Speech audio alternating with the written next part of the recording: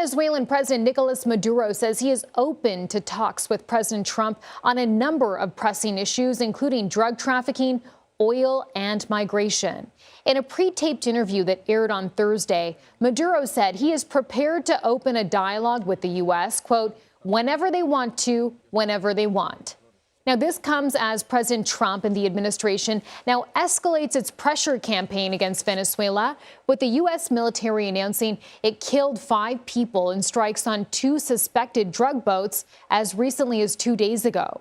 CBS News Pentagon reporter and producer Eleanor Watson joins me now from our D.C. bureau. Ellie, so much going on here. I mean, what is and isn't Maduro open to discussing here? And what are the chances that those talks will actually happen?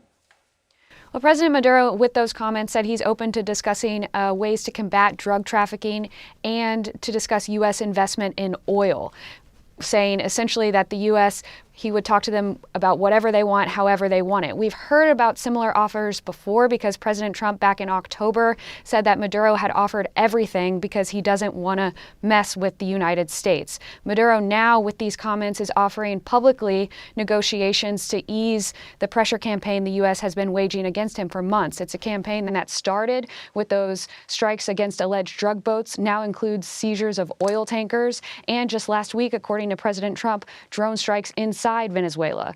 President Trump has given different reasons for the campaign, including drug trafficking, illegal migration, and oil. But his chief of staff, Susie Wiles, told Vanity Fair in an interview that it basically boils down to Maduro must go. So it's unclear what negotiations the Trump administration would be willing to enter into with Maduro himself. But Maduro, with these comments, is publicly offering some sort of olive branch. Okay, and Ellie, we also know that there were actually some survivors from one of those strikes on alleged drug boats earlier this week. Do we have an update this hour on the search and rescue mission there?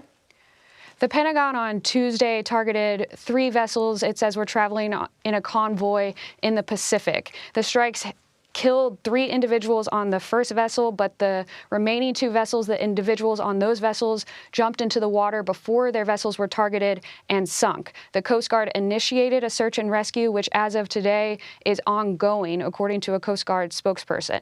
Now, Chanel, it's worth noting that this campaign against alleged drug boats started back in September against drug boats that had alleged ties to Venezuela. But since about mid-October, the campaign has expanded to include vessels in the Eastern Pacific, and the administration has released less information about the nationalities and the ties to suspected drug terrorist organizations with these strikes. The U.S. military overall has targeted at least 36 vessels, killing an estimated 115 people since September.